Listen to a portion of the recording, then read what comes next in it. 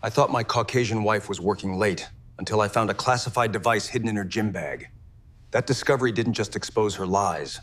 I still remember the night everything shifted. My wife, Hannah, walked into the living room laughing at something on her phone. When I asked what was so funny, she just waved me off.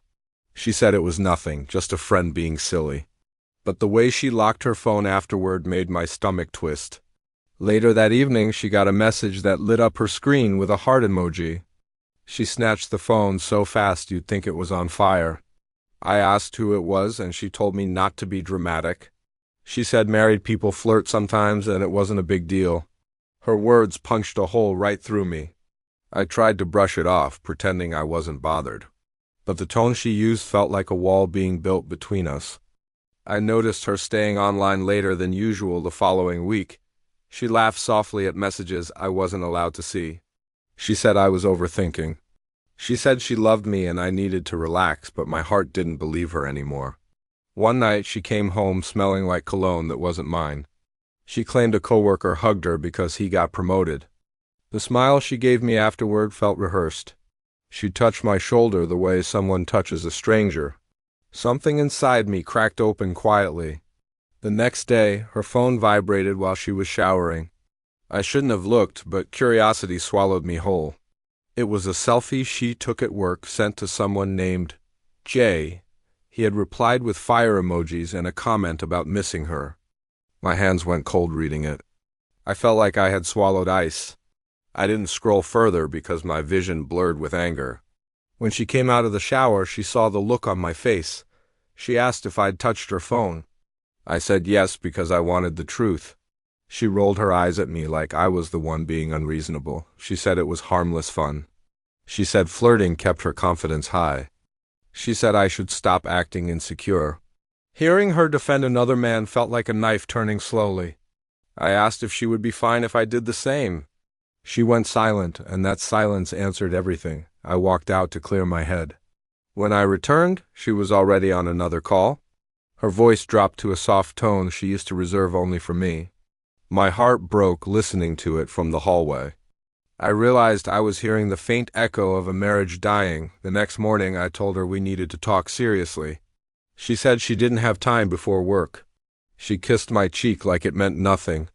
I sat alone in our kitchen for hours after she left. I kept hearing her tell me to stop being dramatic. I kept replaying every laugh she gave her phone instead of me. That afternoon, I went to her workplace without telling her. I wanted to surprise her for lunch. But when I walked into the lobby, she wasn't at her office. A receptionist told me she had stepped out with a coworker. My chest tightened hearing his name. It was Jay. I drove back home before they returned. I felt sick imagining what they were doing. When she finally got home, she looked startled seeing me awake. I asked again if something was going on. She told me she was tired of explaining herself.